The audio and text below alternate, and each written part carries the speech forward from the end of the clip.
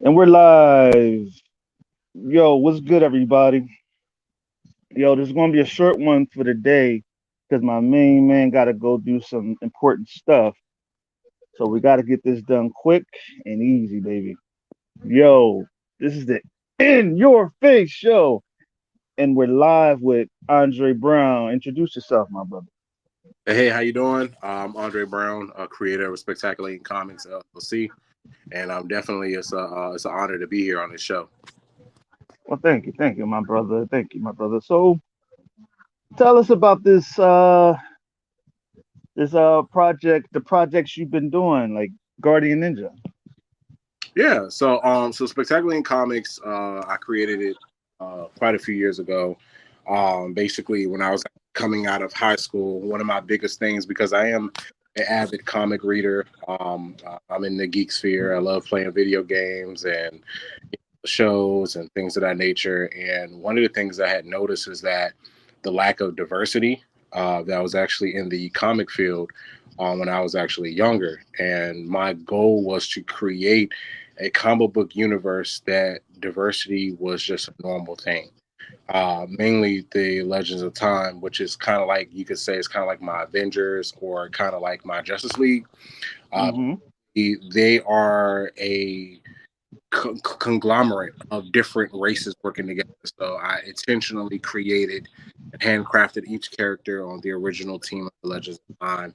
I have a one Spanish character, one black character, white, Italian, uh, Japanese, and I had all of them basically showing that all the of these races can actually work together and actually be unified and actually have some spectacular powers as well. Guardian Ninja is one of the characters that I did handcraft and took time to create. He is on the Legends of Time. He's one of the founding members of the Legends of Time, and you learn a lot about him through his first book, which is actually being worked on right now, where you learn about his background, his origin, how he came to be who he is as an eternal ninja. Okay, okay. So tell us about Atomic Woman. Yeah, Atomic Woman is out now. It's in selected stores in Virginia.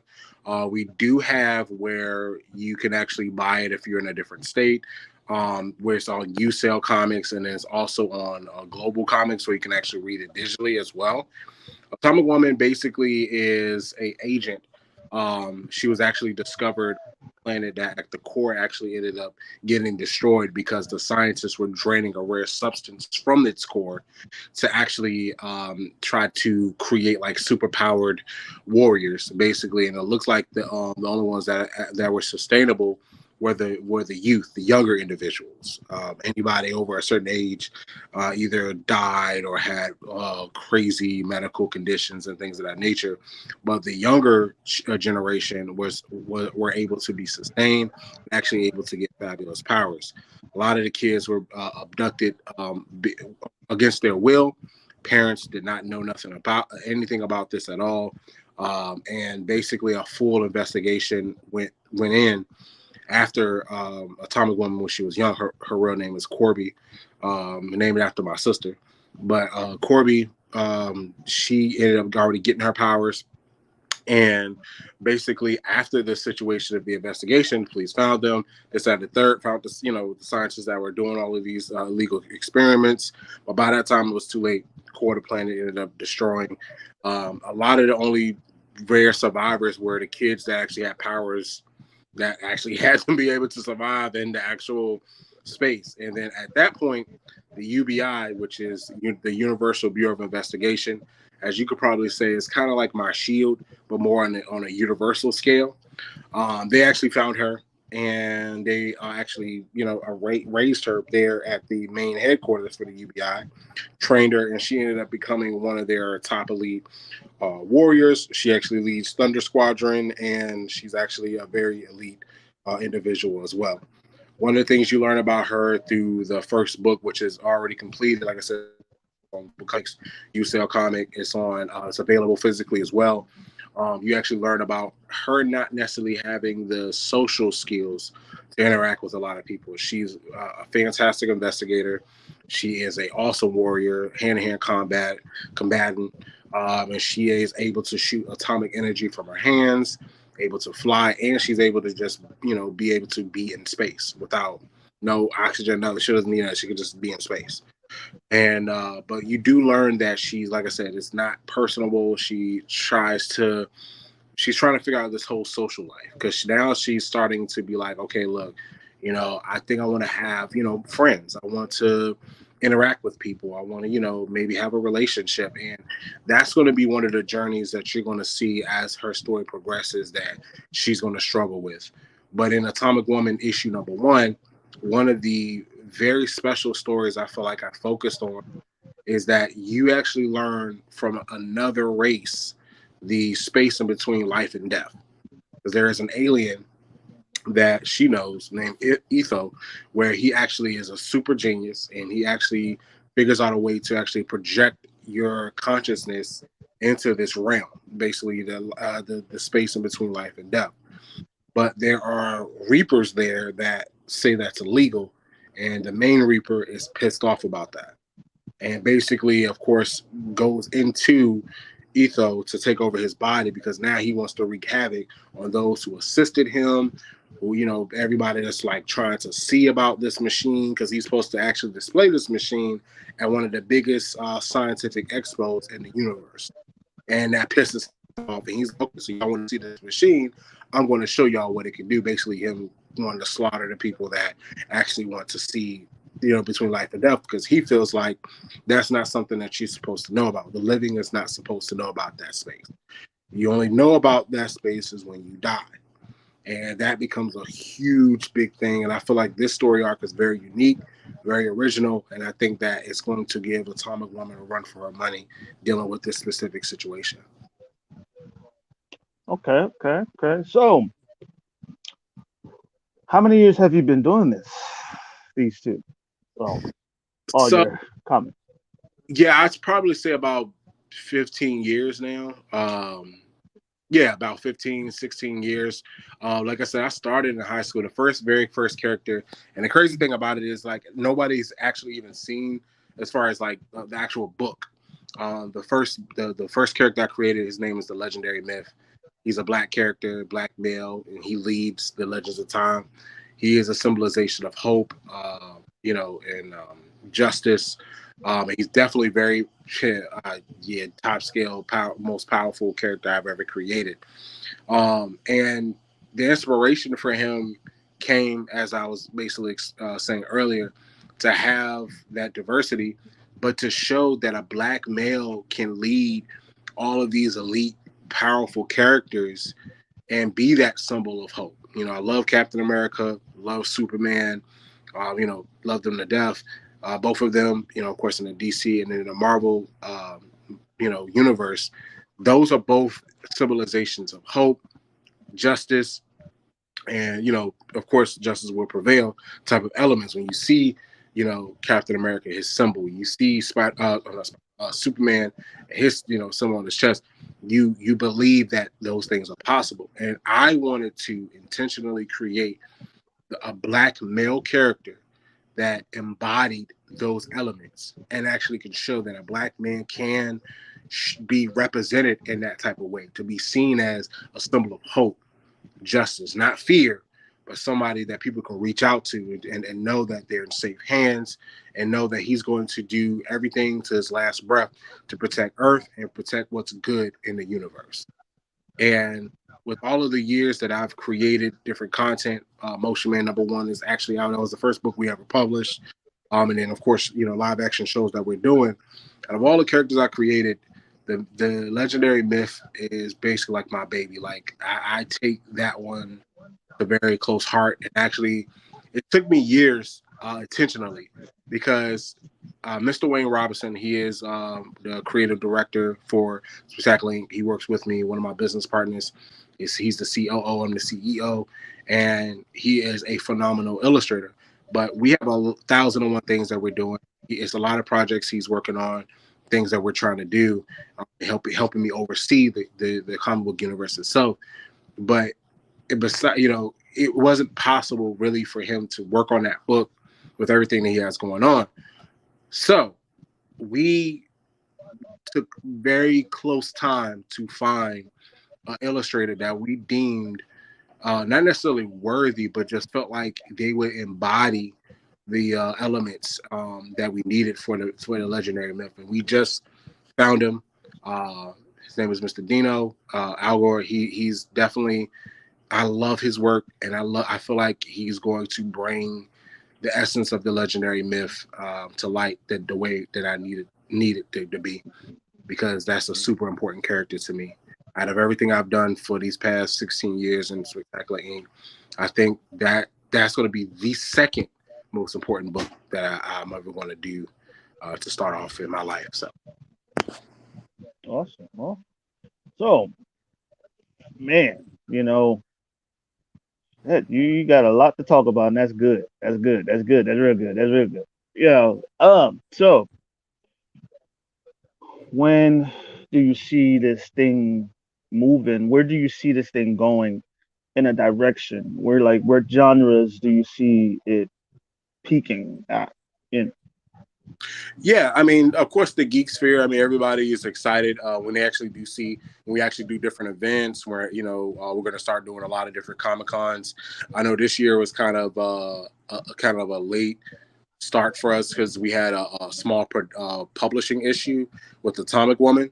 So I didn't feel comfortable signing up for any Comic Cons yet until I actually had that book ready to go. So by the time I had the book ready, it was kind of hard for us to get it to Comic Cons because, as you guys know, like unless you do it early, tables get taken up fast. So we do different events out here, and we touch a lot of different genres. I know, like for an example, the Guardian Ninja Promo that's in the display here.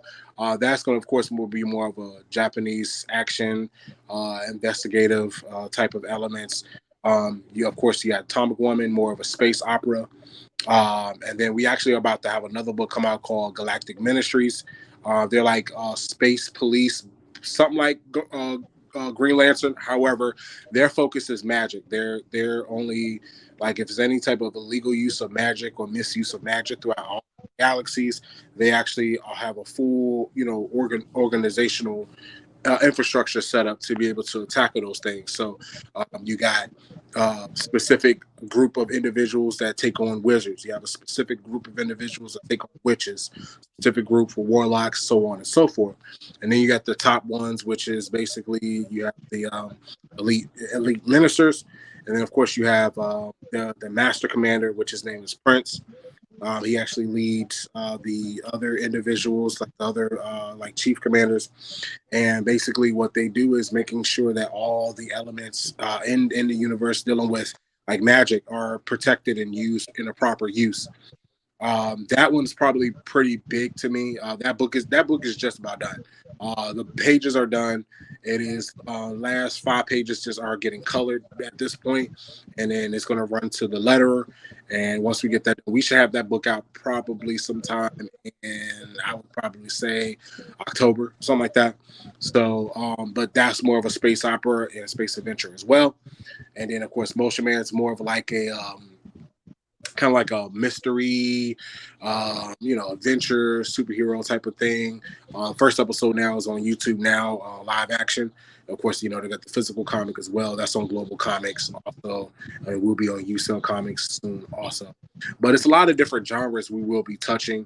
I think changing it up and mixing it up. That's one thing I do respect about Marvel is that they're doing a lot of different, show elements. So it's like something for everybody. Even with the show that we're in production now called Mason, Diary of the Indestructible Girl. It's basically about a teenage girl that has indestructible skin and how she actually has to adapt being a superhero and being, someone that's actually in school. So I think that's actually a cute element for, young teens, the YM, generation that really like those type of things. She actually also, if you kind of think about, there's a show on Netflix called Never Have I Ever.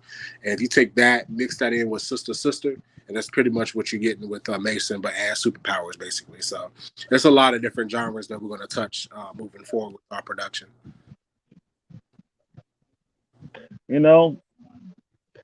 I like how you mix that up. You know what I'm saying? That's put that all the ingredients up in that motherfucker.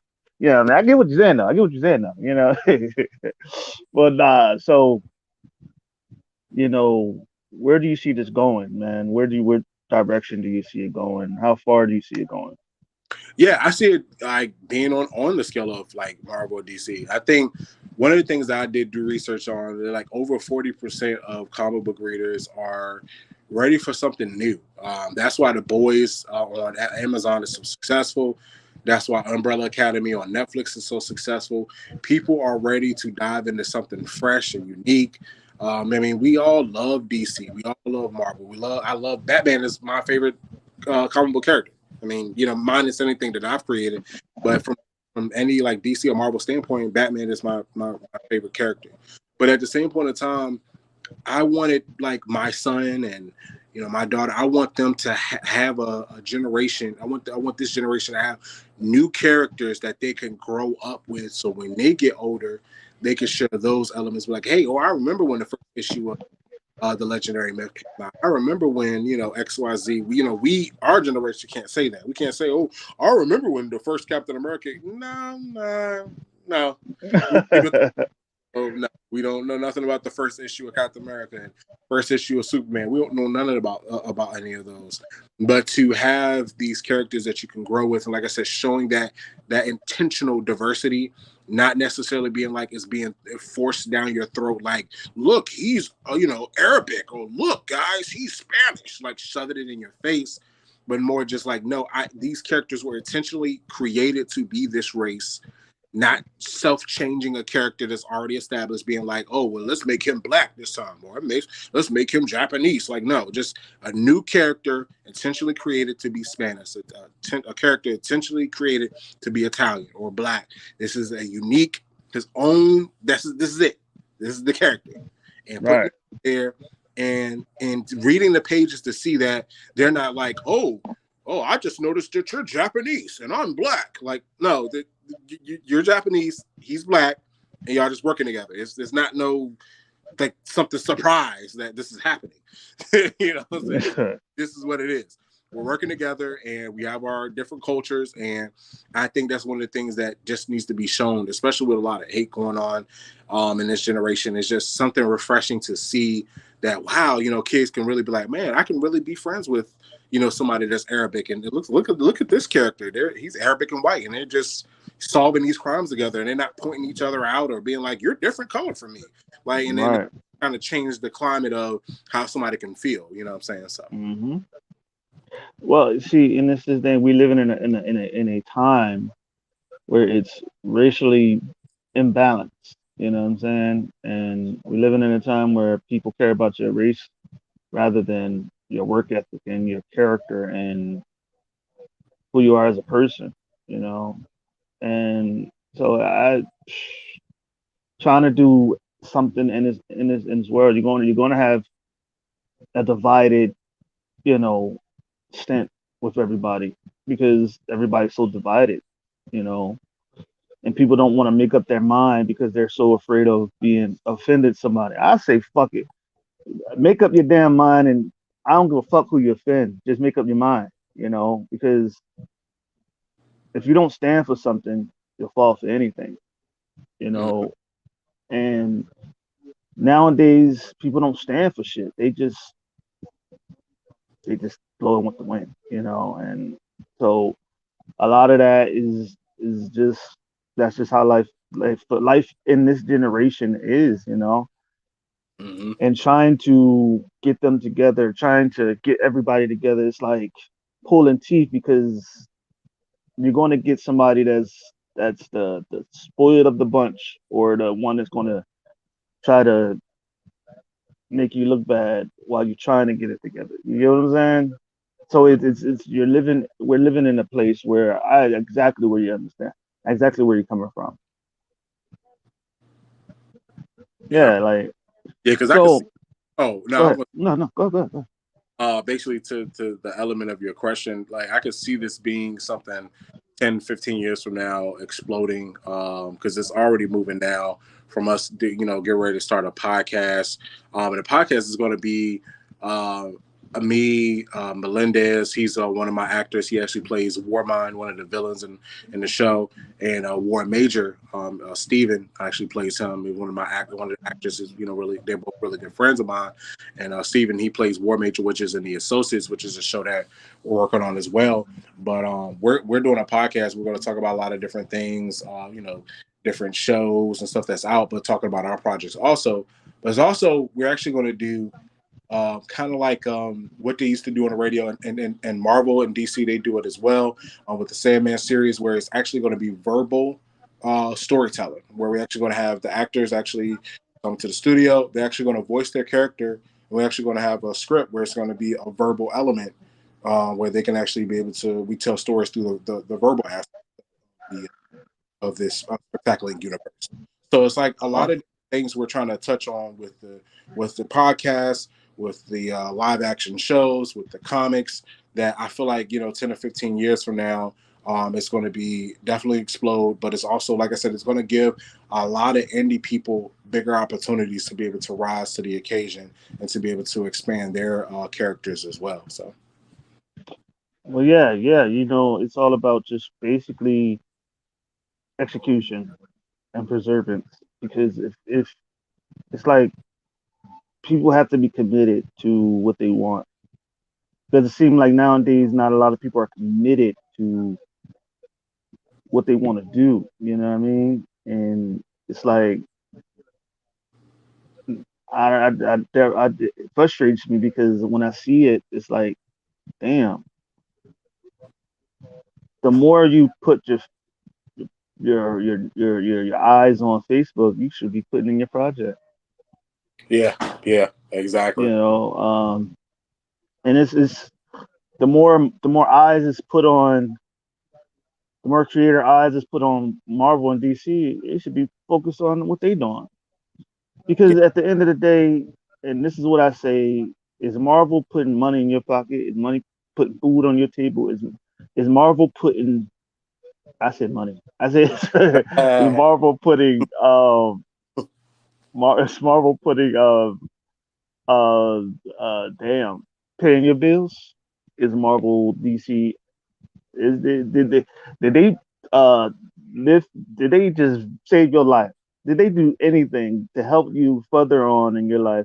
No, the hell they didn't. All they got was you liking their shit and them taking your money and them potentially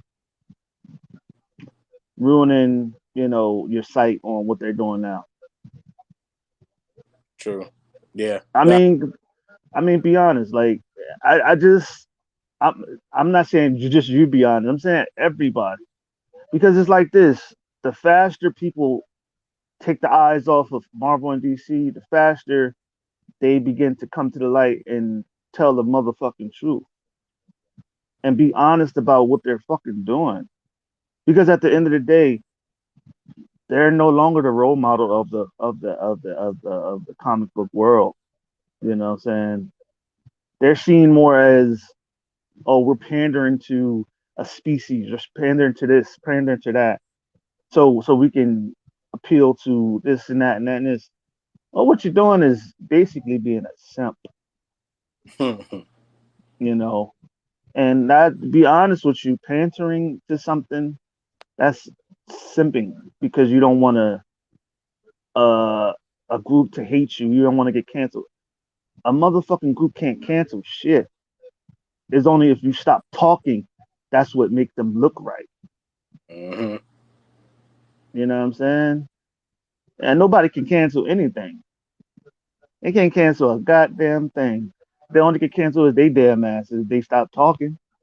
I mean, be real with you. And to be honest with you, like I said, on this show, you're gonna get the fucking raw truth. You're gonna get the whole truth and nothing but the truth. I don't give a fuck.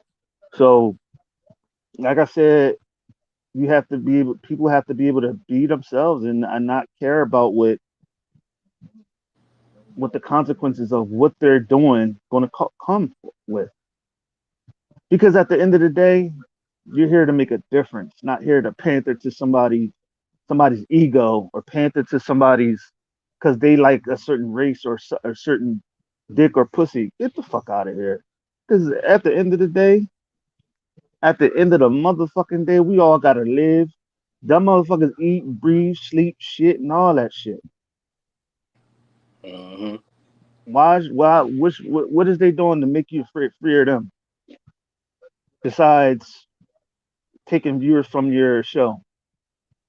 That's where the motherfucking marketing and all that shit come back in. Do something else, do something new to get the motherfucking viewers back. And if they don't like it, like what you're doing, then fuck them. Because as long as you're doing something positive, and as long as you know what you're doing deep down in your soul, and if you know what you're doing, you know what you're doing, and you know that you're doing something that is positive and is affecting and building the community in a positive light, then what the fuck? Why should anybody else matter or their voices matter? Because at the end of the day, nobody else matters unless you make it matter. So True. that's just being real. You know what I'm saying? I mean, hey, people don't have to like it. They just gonna have to deal with it because I'm going not changing my stance on anything. That's what I said. Yeah, I definitely respect that. Mm-hmm. Yeah, be honest about what you're doing. You know what I'm saying? Marvel done fucked up. They done fucked up the comic book community. Now they got to suffer for it. Look what they doing. So now their viewers is tanking, and they don't like it. They making money off is action figures and all the other shit. Once that shit stop, down the drain they go. I don't give a fuck. I don't care. I don't watch their movies anyway. So oh well. But Gotcha. anyway, bro, I love what you're doing. I love your unique atomic woman, guardians, ninjas. Shit, I love it all. You know what I'm saying? You know what I want to do Mm-hmm. is um what I'm gonna do is I would like to give away as a reward on my Kickstarter. One of your books as my Kickstarter.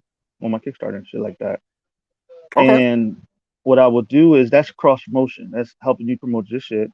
Yeah. And what I'm gonna do is along with my stuff, I'll give away other people's stuff so that a way people will be able to, you know what I'm saying, get a taste of what I'm doing, but also get a taste of what they're doing, what y'all doing. And also I would like to do some I would like to give away stuff shit on here too as well. Yeah. Yeah. Definitely. Also I'm doing a convention, a launch party and a convention. Um Launch party for Jarhead, but I'm also doing a I'm also doing a convention for everybody. So it's going to be a launch party and a convention at the same time, and it's going to basically be a convention where everybody can come in and sell their shit and enjoy the shit, enjoy the festivities. You know what I'm saying? And also go on and check my boys, the Crypto Comics Marketplace. They're launching their database soon, and if you put your book in their database, you can be able to make money. And whoever you bring on to their database, they also once they buy your stuff in their database, they also can make money off of them too as well. Oh, that's cool. Yeah, definitely. Yeah, I like that a lot. Yeah. That's Uh, an intelligent approach to the market. yes, sir. Yes, sir. What I'm let you know is one of the guys' name is Andrew Fry, um, and Jared. Jared, y'all know you. I don't know if you know Jared, but I'll send you their links or whatever, so that way you can get in contact with them. But yeah, because I want to help everybody. You know what I'm saying? Also my store will be out very, very, very soon, and I got a surprise. And my gun props will be up soon to be sold. Um, That's cool. Definitely. hell yeah. You know what I'm saying? We working at it. You know what I'm saying? Nah, I'm just playing. But nah, bro, like there's a part of the show where where we talk about um where I give you 60 seconds to talk about anything, talk about the give the people that's coming into the industry like you like yourself into the comic book industry, and I give you 60 seconds to promote yourself as at the same time. But Okay. So like I was saying earlier, so yeah, we have so we're on of course on Facebook, at facebook.com/Spectacular Comics, on Instagram at Spectacular Comics LLC, Twitter Spec Inc. Comic. On Twitter, we do have our websites, www.spectacularcomics.com. There, actually, we have an online store also where we sell our t-shirts, posters, mugs, things of that nature. Also, we have a lot of new stuff that's actually coming to that. Also, we actually, like I said, we're going to do the podcast that's going to be called Tackling Radio. And that, like I said, that'll be having where we actually have all the stories there. We are on YouTube. Motion Man Mini Episode 1 is on there now. It's called basically youtube.com. You can look it up, Spectacular Comics. You'll be able to find us. We have a couple other interviews up there, and then we have some promotional material. We actually can learn about different characters. Atomic Woman's one of them. Death Wisher, which is one of the shows we're actually working on now. And we have 2 shows, Mason Diary, the Indestructible Girl, and Death Wisher. Both episode 1s are going to premiere on there also the end of this year.